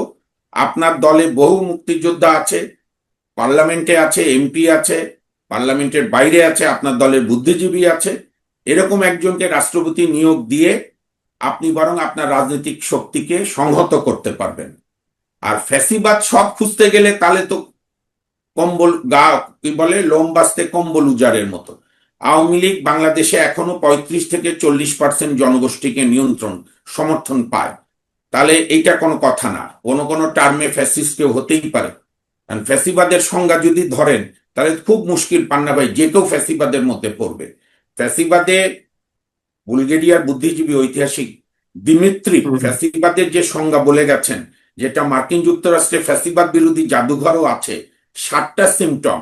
তার প্রথম সিমটম হচ্ছে ভিন্ন মতকে দমন করা, দ্বিতীয় সিমটম দেশের বিচার বিভাগকে নিজের কন্ট্রোলে রাখা, তৃতীয় মিডিয়াকে গৈবেলসীয় কায়দায় মিডিয়া এক পক্ষের কথা বলবে, চতুর্থত একটা শত্রু সৃষ্টি করতে হবে, কৃত্রিম শত্রু, পঞ্চমত একটা জনগোষ্ঠীকে হত্যার কাজ করতে হবে, যেরকম ইহুদি মারত জার্মানিরা, পাকিস্তানিরা বাঙালি মারত। আমরা কি এখন সেই জায়গায় যাব? 6 নাম্বার হচ্ছে এক নেতাই সব, ওই নেতা কোনো ভুল করতে পারে না, প্রশ্ন করতে পারে না। তাহলে এই বৈশিষ্ট্যগুলো যদি এখন আমরাও ধারণ করি এতদিন পরে এসে আবার, তাহলে তো ফ্যাসিস্ট সবাই। বরং ওইটা না করে এখন শেখ হাসিনার আমলে যে রাক্ষসের মতো উন্নয়ন হয়েছে, অসাধারণ উন্নয়ন হয়েছে, রেকর্ড সমান, তাহলে ওই সবই ভাঙেন আপনি যদি ফ্যাসিবাদের চিহ্ন রাখতে না চান। এটি তো কথা না। কথা হচ্ছে মানুষ, একটা সাধারণ মানুষ আন্দোলনে গিয়েছিল কেন জুলাই আগস্টে, যে শেখ হাসিনার ভোট ব্যবস্থাকে উনি ক্ষতিগ্রস্ত করেছেন, কেউ বলে ধ্বংসের দিকে নিয়ে গেছে। তাহলে চেয়েছিল একটা অবাধ নিরপেক্ষ ভোট, সেই ভোটে মানুষ যাকে চয়েস করে, যেরকম আমরা এরশাদের সময় 90-তে চেয়েছি।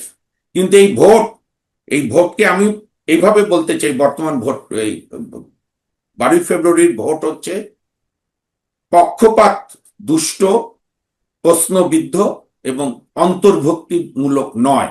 কারণ দেশের 40% জনগোষ্ঠী, তার কোনো চয়েস ছিল না সে কাকে ভোট দেবে। এই যে আপনাদেরই কলিগ নিউ এজের সম্পাদকের মতো মুখে রুমাল দিয়ে কেউ কেউ বিএনপিকে ভোট দিতে গেছে। তো সুতরাং এই ভোট হতে ইতিহাসের কাষ্ঠ পরীক্ষায় উত্তীর্ণ হওয়া খুব কঠিন হবে। এটি একটি অন্তর্ভুক্তিবিহীন একটা প্রশ্নযুক্ত ভোট। বরং বিএনপি সরকারের উচিত হবে সাংবিধানিক প্রতিষ্ঠানগুলোকে গড়ে তুলুক, অনেক জায়গায় কাজ করার সুযোগ আছে সেগুলো করুক, জনগণের যে সেবা দেওয়ার অঙ্গীকার করেছে সেটা করুক, তারপরে নেক্সট ভোটে দেখা যাবে জনগণ কাকে চায়। নসিমুল গনি মন্ত্রিপরিষদ সচিব, তার নাম রাষ্ট্রপতির পদের জন্য বেশ ছড়িয়ে দেওয়া হচ্ছে, বেশ আয়োজন করে মোটামুটি একটা ব্লগ তোলা হচ্ছে, একটা হাইপ তোলা হচ্ছে। বাংলাদেশে তো অস্বাভাবিক কিছু নয়, তিনি হয়ে যেতেও পারে, বলা যায় না। মানে ইয়াজউদ্দিন সাহেব রাষ্ট্রপতি হবেন, এটা তো আমরা কেউ ঘুণাক্ষরেও কল্পনা করি, তাই না? ডক্টর ইউনূসও এদেশের প্রধান উপদেষ্টা হবেন, আমরা কখনো কল্পনাও করিনি।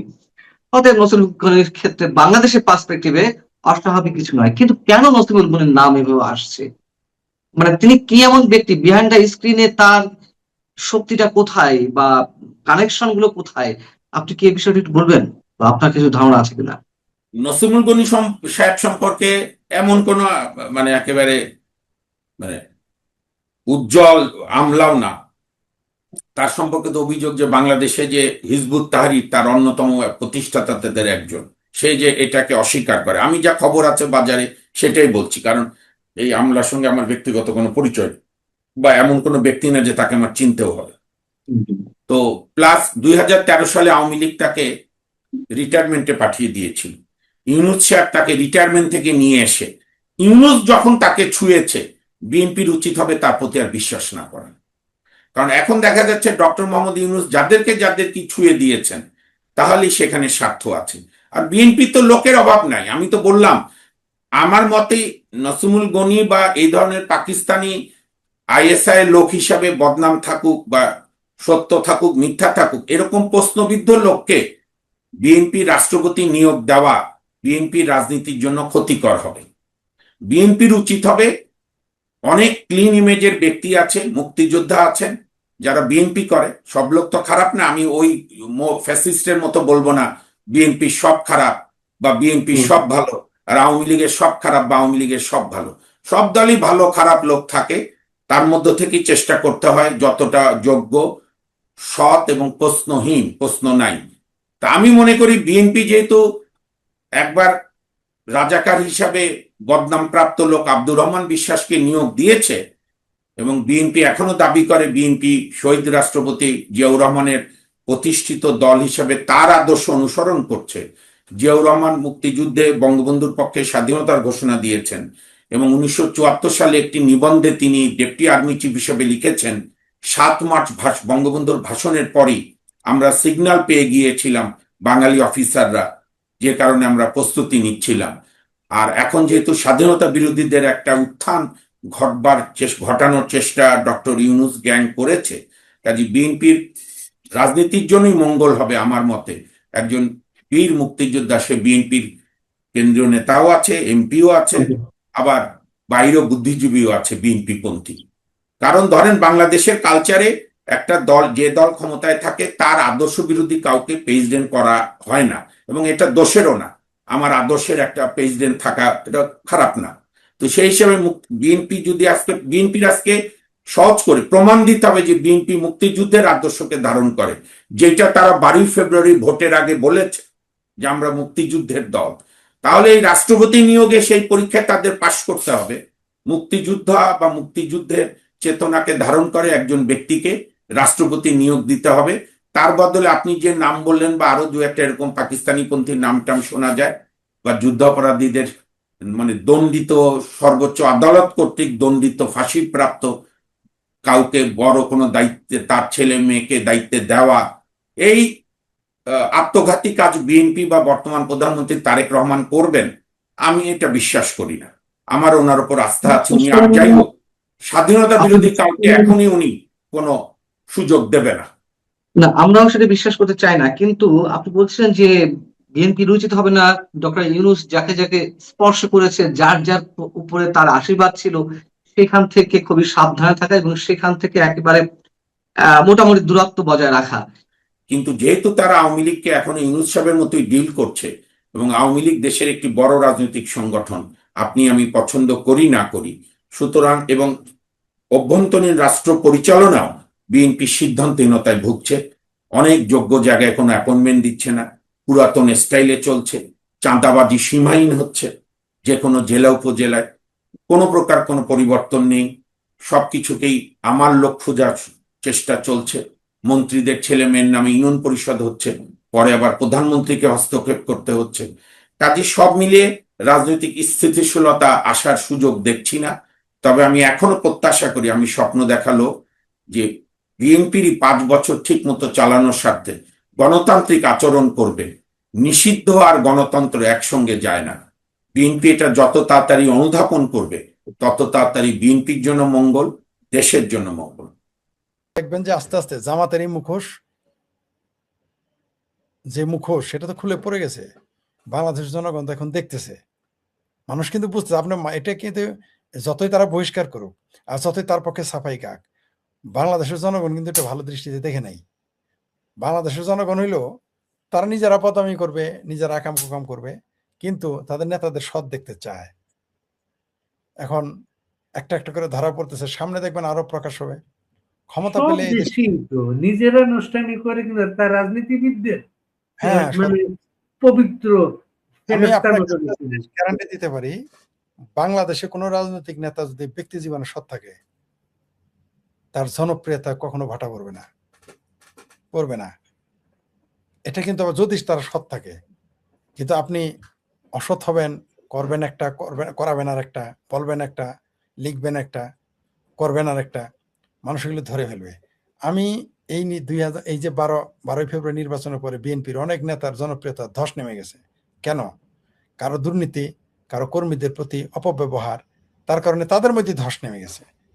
আপনাকে রাজনীতি করতে হলে আপনাকে প্রথমত আপনাকে সৎ হইতেই হবে। সততার কোনো বিকল্প নাই। আজও পৃথিবীতে যে যতই গল্প করুক, টাকা পয়সার গল্প করুক, ক্ষমতার গল্প করুক, সততা সবসময় শক্তি।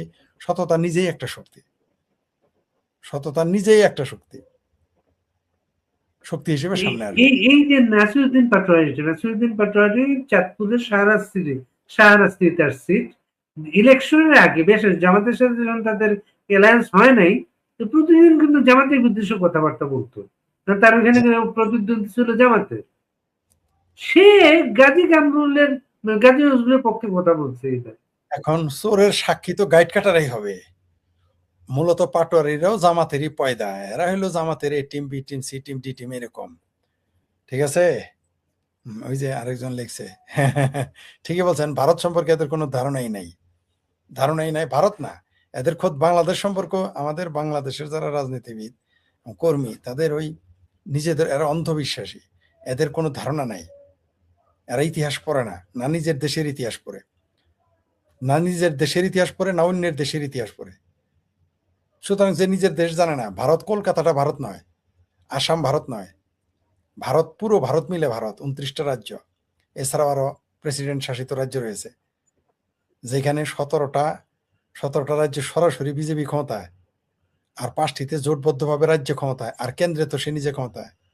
যাদের এই মুহূর্তে যাদের হাতে সমর্থন রয়েছে 360টি এমপি, এত সস্তা একটা সরকারকে নিয়ে যা ইচ্ছা তাই করা সম্ভব না। রাষ্ট্রপতির প্রত্যেকটা নিয়ে বলেন তো, কি আপনি কিভাবে দেখেন বিষয়টা? রাষ্ট্রপতিকে নিয়ে আমার এখানে দুইটা ধারণা। একটা হলো বিএনপি চিন্তা করেছে আওয়ামী লীগের রাষ্ট্রপতি দিয়ে আর কতদিন চলে, আওয়ামী লীগের ঘর করা রাষ্ট্রপতি এরা রাখা যাবে না, নিজেদেরও দরকার, এটা মনে হইতে পারে, তাদের খায়েশ জাগতে পারে, তাদের একটা রাষ্ট্রপতি দরকার। আরেকটা যেটা আমার কাছে মনে হয়, যেহেতু জননেত্রী শেখ হাসিনা ঘোষণা করেছেন যে তিনি বাংলাদেশে ডিসেম্বর আসতেছেন, এখন যদি কোনো কারণে এটা তাদের জন্য সমস্যা হয়ে যায়, যদি জননেত্রী শেখ হাসিনা বলে প্রেসিডেন্ট তো আমারই, আমার দলেরই, তো আমি এত ক্ষমতাই, আমার প্রেসিডেন্ট তো দেশ চালায়, এই কথা যদি বলে বসে, এই ভয়ে আরো রাষ্ট্রপতিকে সরিয়েছে। দুইটা কারণ। যদি আমার ভাবির পোলার আবার এখন রাষ্ট্রপতির পিছে লেগে যাবে, আমরা জানি তার পিছে লেগে যাবে, লাগছে, কিন্তু ওদের কিছু লোক নেই তো। আগে যে তাদের যত মানুষ ছিল, লোক নেই তো, যে মিছিল গুলো হচ্ছে খুব অল্প কয়েকজন। থাকবে কেন? কারণ এরা তো প্রতারণা করেছে। শুনেন, তাদের কাছে বিএনপি, জামাত এবং ডক্টর ইউনূসের সামনে মহা সুযোগ ছিল। অর্থাৎ আওয়ামী লীগ গোলকিপার ছাড়া ফুটবল খেলছে, মনে করেন গোলকিপার, বারে গোলকিপার নাই, রেখে দিয়ে তারা বল খেলতেছিল, এমন মহা সুযোগ আওয়ামী লীগ দিয়েছিল। কিন্তু এরা পারলো না গোল করতে। কারণ কি? কারণ এরা জনগণের সাথে মিশতে পারে নাই। 2024-এর 5ই আগস্টে সত্যি আওয়ামী লীগ জনপ্রিয় হয়ে গেছিল, কোনো সন্দেহ নাই। আমরা তার পক্ষে বলেছি, সমর্থনে বলেছি, কিন্তু আসলে জনপ্রিয়তা ছিল না, এটাও সত্য। কিন্তু এই 18 মাসে এই অনেকদিন ক্ষমতায় থাকায় জনপ্রিয়তার ধস নামছে। হ্যাঁ, এটাও ঠিক। কারণ একটা দল যখন দীর্ঘ সময় ক্ষমতায় থাকে, তখন একদিকে জনপ্রিয়তায় ধস নামে, আর এদিকে নিজের আভ্যন্তরীণ কোন্দল থাকে, এটা সমস্যা হয়। বাংলাদেশের আওয়ামী লীগের ভিতরে প্রচুর আভ্যন্তরীণ কোন্দল ছিল। এই কোন্দলের কারণেও সরকার ভাব চলে আসছিল, ভাব চলে, আর আভ্যন্তরীণ কোন্দল। যেমন ঠিক এখন বিএনপির ভিতরে এই 4 মাসে চরম আভ্যন্তরীণ কোন্দল।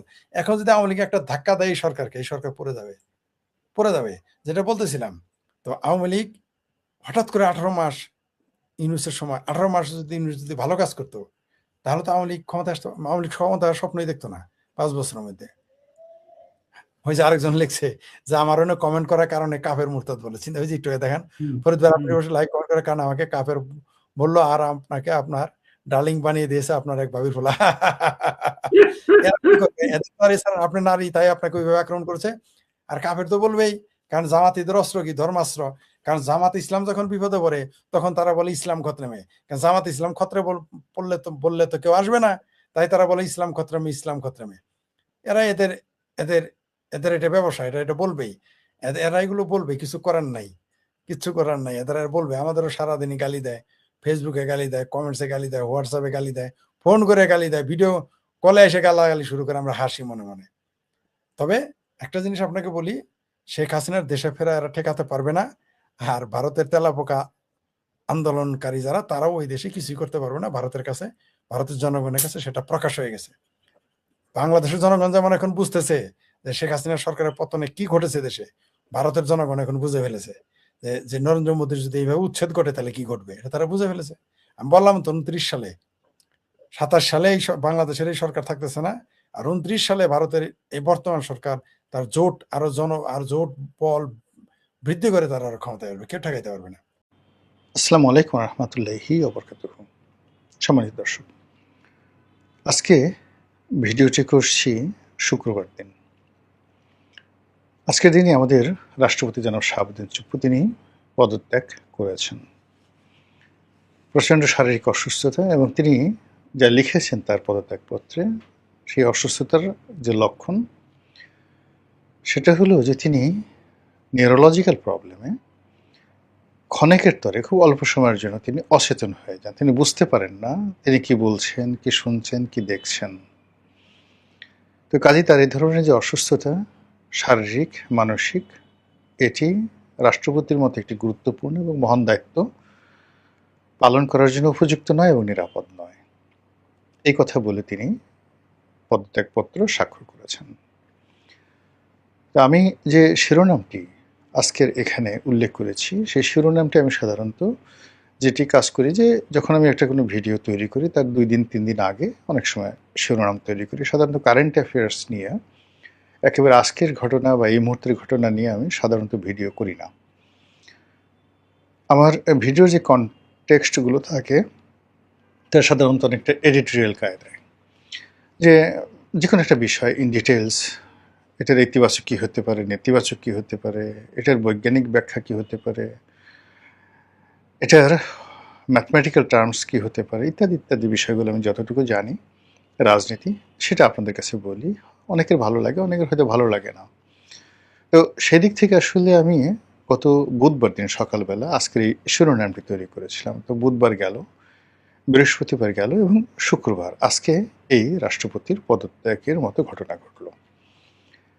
রাষ্ট্রপতির যখন পদত্যাগ হলেন ঠিক সেই সময়টাতে ঢাকাতে রথযাত্রা হচ্ছিল। রথ হলো হিন্দুদের একটি উৎসব, সেই উৎসবের যাত্রা হচ্ছিল, এবং সেটি তোপখানা রোড প্রেস ক্লাবের সামনে দিয়ে সেটা সম্ভবত জয়কালী মন্দিরের দিকে যাচ্ছিল। তো সেই সময়টিতে জনৈক ভদ্রমহিলা, তিনি নাকি একটা কি সন্দেহজনক বিষয় দেখেছেন, এবং পরবর্তীতে দেখা গেল যে সেখানে টাইম বোমা পোতা রয়েছে, এবং সেই টাইম বোমাগুলো আবার খবর পেয়ে যথাযথ কর্তৃপক্ষ এসে সেগুলোকে উদ্ধার করেছিলেন। এই হলো শুক্রবারের ঘটনা। তো এই বিষয়গুলো যে ঘটে যাচ্ছে বা ঘটবে, এটা বুধবার দিন বা তারও অনেক আগের থেকেই অনেকে কিন্তু অনেক মানুষ বলার চেষ্টা করছে। আমি আমার ক্ষুদ্র বুদ্ধিতে সবসময় যেটা বলে আসছি, যে আমাদের রাজনীতিতে জুলাই মাসটি আসলে ভালো মাস না, আর জুলাই মাসের পরে আগস্ট মাস আরও খারাপ, আর সেপ্টেম্বর মাসে এই জুলাই এবং আগস্টে যা কিছু ঘটে এটা সেপ্টেম্বর মাসে এসে পূর্ণতা পায়। তো এই কারণে হয় কি, যে যারা রাজনীতি করেন, রাজনীতির জন্য এই জুলাই মাসটি একেবারে আপনি যদি গত 100 বছরের জুলাই মাস, প্রতি বছর জুলাই মাস আপনি বিচার করেন, বিশ্লেষণ করেন, এখানে বন্যা থাকবে, ঝড় বৃষ্টি, প্রাকৃতিক দুর্যোগ, এগুলোর কথা আমি বলছি না। আমি বলছি যে এরকম রাজনৈতিক বিপর্যয় আপনি যদি গত 100 বছর বিবেচনা করেন, গত 1 বছর করেন, গত 5 বছর করেন, আপনি জুলাই এবং আগস্টে ঘিরে কিছু না কিছু দেখতে পাবেন। তো এই জিনিসগুলো কেন ঘটে, এই বিষয়গুলো আসলে বুধবার দিন আমার হঠাৎ করে মনে হলো, এই জন্য এই শিরোনামটা দিয়েছি। শিরোনামটা হলো যে আমাদের যে পৃথিবী, এই পৃথিবী যে চলছে, এটার একটা ক্ষমতার বহর আছে, এটার একটা ক্ষমতার কেন্দ্র আছে, এবং এই পৃথিবীর যা কিছু হচ্ছে তার 99% প্রাকৃতিক। আমরা যারা মানুষ, আমাদের ক্ষমতা খুবই সীমিত, জ্ঞান আরও সীমিত। পৃথিবী যেভাবে তার অক্ষের বাইরে যেতে পারে না, তার কক্ষপথের বাইরে যেতে পারে না, পৃথিবীর যে সীমাবদ্ধতা রয়েছে, পৃথিবীর সঙ্গে চাঁদের দূরত্ব, পৃথিবীর সঙ্গে সূর্যের দূরত্ব, এবং অন্যান্য এই যে সৌরজগতের অন্যান্য গ্রহের যে দূরত্ব, তার সঙ্গে জোয়ার হয়, ভাটা হয়, ফসল হয়, ফলাদি হয়, মানুষের বিয়ে হয়, শাদী হয়, জন্ম হয়, মৃত্যু হয়, এবং এই বিষয়গুলো লক্ষ লক্ষ বছর ধরে মানুষ এগুলো নিয়ে গবেষণা করে আসছে। আমরা যে সকল ইতিহাসের সেই বিখ্যাত ধর্মগ্রন্থ বলেন, ইতিহাস গ্রন্থ, মহাকাব্য, যা কিছু পাই, প্রায় সব জায়গাতেই এই জ্যোতির্বিজ্ঞানগুলো সামনে চলে আসে। আপনি গিয়ে দেখবেন যে গ্রিসে মহামতি সক্রেটিস মূলত যে কথাগুলো বলেছেন, আপনি মোহাম্মদ রসুল্লাহ সাল্লাহ ইসলামের কথাগুলোর মধ্যে খুব বেশি পার্থক্য পাবেন না। আবার পারস্য কিংবা ব্যাবিলন, এখানে যে ধর্মগুলো আজ থেকে 4000 বছর আগে, 5000 বছর আগে যে ধর্মগুলো এখানে প্রচলিত ছিল, সেই ধর্মের যে মোদ্দা কথা বা মূল কথা, তার সঙ্গে ভারতবর্ষের যে সনাতনী ধর্ম, সেই ধর্মের মোদ্দা কথার আপনি কোনো অমিল পাবেন না। যে কথা সক্রেটিস বলেছেন সে কথা মাওলানা জালালউদ্দিন রুমি বলেছেন। মাওলানা জালালউদ্দিন রুমি যে কথা বলেছেন, আপনার চীনের কনফুসিয়াস প্রায় একই কথা বলেছেন। তো এই জিনিসগুলো কিভাবে ইন্টারঅ্যাক্ট হয়, তারা তো কেউ কারো লেখা কখনো পড়েননি, হয়তো কেউ কাউকে চিনতেন না। এখন সক্রেটিস যে সময়টিতে এই কথাগুলো বলেছেন তার কত বছর পরে, 570 খ্রিস্টাব্দে পৃথিবীতে এলেন, অর্থাৎ প্রায় 900 বছর পরে মোহাম্মদ রসুল্লাহ সাল্লাহ ইসলাম এলেন। তো তিনি সক্রেটিসের কথাগুলো কিভাবে বললেন, এমনকি কোরআন সেই কথাগুলো কিভাবে ন্যারেট করলো। ইট মিনস এই জগতে প্রকৃতি বলতে কিছু একটা জিনিস আছে, ইউনিভার্স বলতে যেটা আমরা দেখি, তার পেছনে একজন নিয়ন্ত্রক রয়েছেন, কর্তা রয়েছেন। সেই কর্তার একটা সিস্টেম আছে এবং কর্তা নিজে নিয়ম মানেন এবং তিনি অঙ্কের মাধ্যমে বুঝিয়ে দেন। আচ্ছা বলেন তো, একটা বড় গ্রহ, সেই গ্রহটার নাম বৃহস্পতি কেন হলো? বাংলাদেশে বৃহস্পতিকে কেন সৌভাগ্য বলা হয়? একটা গ্রহ আছে শনি, কেন এটাকে অমঙ্গল, অকল্যাণ? এই অমঙ্গল এবং অকল্যাণের প্রতীক রূপে কেন এই শনির যে দশা বা শনি নামক যে গ্রহটি, এটিকে কেন মানুষ বলে আসছে একেবারে অনাদিকাল থেকে?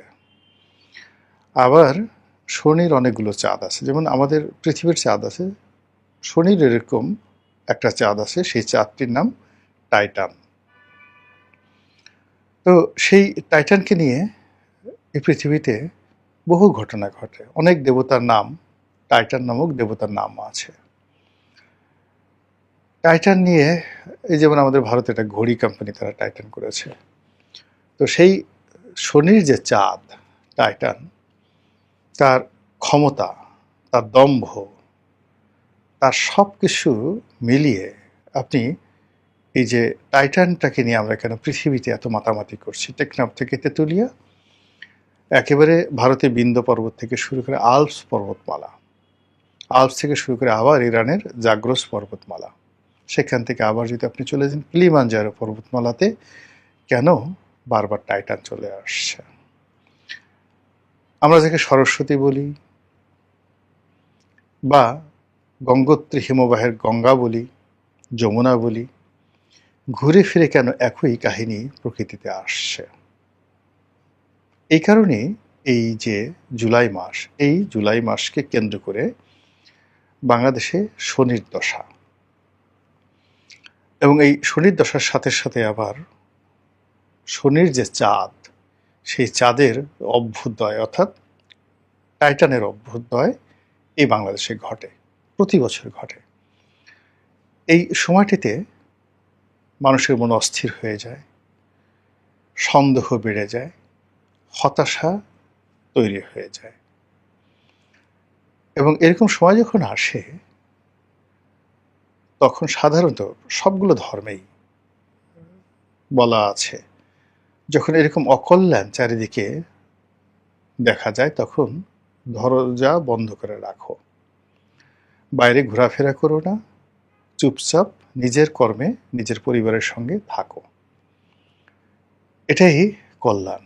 যত মানুষের সাথে চলবে, যত বেশি কাজ করতে যাইবে, তত বেশি ভুল হবে। আপনি দেখুন তো, এই জুলাই মাসটি বা এই শনির দশা বা টাইটান, এই জামাতের যে এমপি সাহেব, তার কথা একটু চিন্তা করেন, তার প্রেয়সী সেই কিশোরী বধূর কথা চিন্তা করেন।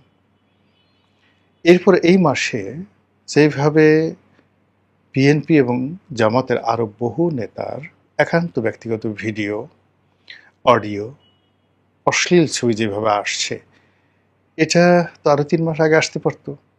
কেন সবকিছু জুলাই মাসে আসতে হবে? তো জুলাই মাসে যদি এই অবস্থা, আগস্ট মাসে কি হবে আপনি বোঝার চেষ্টা করেন। আচ্ছা, শাহাবুদ্দিন চুপ্পু পদত্যাগ করবেন, এটা তো গত মাসে তিনি করতে পারতেন, মে মাসে করতে পারতেন, জুনে করতে পারতেন, বা তিনি সেপ্টেম্বর মাসে করতে পারতেন। কেন তাকে এই জুলাই মাসে তাকে এই কাজটা করতে হবে বা তাকে করতে বাধ্য করা হবে? এই যে বিষয়গুলো, এই বিষয়গুলো হলো আপনার একটা শনির দশা। সেই শনির দশা আমাদেরকে পেয়ে বসেছে। আমাদের যারা আলেম আছেন, ওলামা আছেন, যারা এই চর্চাগুলো করেন, ইসলামের বড় বড় ইমাম আল রাজির মতো তাফসীর কারক, তারাও মূলত জ্যোতির্বিজ্ঞান চর্চা করতেন। ইবনে সিনা, জাবির আল হায়ান, এরকম বড় বড় স্কলার যারা ছিলেন, তারা ম্যাথমেটিক্স, জ্যামিতি এবং জ্যোতির্বিজ্ঞান, ইভেন আমাদের ভারতবর্ষে যে সকল মহান অলি আল্লাহ গাউস কুতুব ছিলেন, এমনকি অষ্টাদশ শতাব্দীর যারা গাউস কুতুব, তারা সবাই কিন্তু এই জ্যোতির্বিজ্ঞান চর্চা করতেন। কিন্তু দুর্ভাগ্যজনক হলো সত্যি, আমাদের দেশের এখন যারা সব ধর্মেরই, যারা যাকে বলা হয় ধর্মগুরু, তারা বিবাদ করেন, বিসংবাদ করেন, ইতিহাস বলেন, কাহিনী বলেন, তাদের ধর্মগ্রন্থ থেকে বিভিন্ন উদ্ধৃতি বলেন, কিন্তু এগুলোর সাথে যে গ্রহ, নক্ষত্র, জ্যোতির্বিজ্ঞান, অঙ্কশাস্ত্রের, বিজ্ঞানের যে একটা সংযোগ রয়েছে, সেই দিক নির্দেশনা তারা দিতে পারেন না। ফলে কি হলো দেখুন, বড় বড় রাজবংশ, সেটা হিন্দুদের হোক, মুসলমানদের হোক, তারা বহুদিন রাজত্ব করেছেন। তাদের বাইতুল হিকমা ছিল, লাইব্রেরি ছিল, তাদের জ্ঞানীগুণী বিজ্ঞানী ছিল, জ্যোতির্বিজ্ঞানী ছিল, তাদের জ্যোতিষী ছিল, তাদের অলি আল্লাহ গাউস কুতুব তাদের দরবার আলোকিত করতেন। ফলে তারা যে কোনো সিদ্ধান্ত চমৎকারভাবে নিতে পারতেন। কিন্তু আমাদের এই দেশে এই সময়টাতে, মানে যেখানে জ্ঞান আছে, যেখানে গুণ আছে, সেখান থেকে রাষ্ট্র, রাজনীতি এবং রাজনীতিবিদ তারা সবসময় দূরে থাকেন। যেখানে নির্বুদ্ধিতা আছে, যেখানে অহংকার আছে, যেখানে দুর্গন্ধ রয়েছে, সেই জায়গাগুলোকে তারা বেছে নেন। ফলে একটার পর একটা বিপর্যয় তাদের ঘটতে থাকে সারা বছর, আর সেই বিপর্যয়ের ফলাফলটা এসে প্রতি বছর জুলাইতে এসে তাদেরকে হানা দেয়, তছনছ করে দেয়, একটু একটু করে ক্ষয় করে দেয়। আপনি শেখ হাসিনার শেষ 5 বছরের জুলাই মাসগুলো আপনি মূল্যায়ন করেন, দেখবেন যে প্রতি বছর জুলাই মাসে তার কি পরিমাণ, জুলাই এবং আগস্ট মাসে কি পরিমাণ তার শক্তি ক্ষয় হয়েছে। তো সেই দিক থেকে একেবারে এই বছরের যে জুলাই মাস, সেই জুলাই মাসের মানে এই তারেক রহমান সরকারের জন্য প্রথম জুলাই, এই প্রথম জুলাইতে তিনি যে বিপদ এবং বিপত্তির মধ্যে পড়লেন এবং তিনি যে চ্যালেঞ্জের মধ্যে পড়লেন, তিনি যে অস্থিরতার মধ্যে পড়লেন এবং যে আতঙ্ক এবং ভয়ের মধ্যে তিনি পড়ে গেলেন। অর্থাৎ দেখেন এই মাসেই তাকে তার বাবার হত্যাকারীকে তিনি পেয়ে গেলেন, এই মাসেই এই হত্যাকারীকে তিনি গ্রেপ্তার করতে পারলেন, তাকে আবার কোর্টে তোলা হলো। আপনি এই যে জুলাই কেন্দ্রিক যে ঘটনাগুলো ঘটছে, যে সিদ্ধান্তগুলো তিনি নিচ্ছেন, তার প্রতিপক্ষ তার বিরুদ্ধে যেভাবে এই জুলাই মাসে রাজপথে নামছে, সব মিলিয়ে আমার কেন যেন মনে হচ্ছে পুরো দেশের রাজনীতি, অর্থনীতি সব কিছুতে একটি শনির দশা ভর করেছে এবং শনির যে সবচেয়ে শক্তিশালী যে কিনা পুরো শনিকে জোয়ারে নিয়ে যায়, ভাটাতে নিয়ে যায়, সেটা হলো শনির চাঁদ, দ্য টাইটান। এবং সেই আমাদের এই বাংলাদেশে কেবলমাত্র শনির দশা না, শনির যে চাঁদ টাইটান, সেই টাইটানের আকর্ষণও চলছে। মহান আল্লাহ আমাদের সবাইকে হেদায়েত দান করুন, হেফাজত করুন। আসসালামু আলাইকুম ওয়া রাহমাতুল্লাহি ওয়া বারাকাতুহু।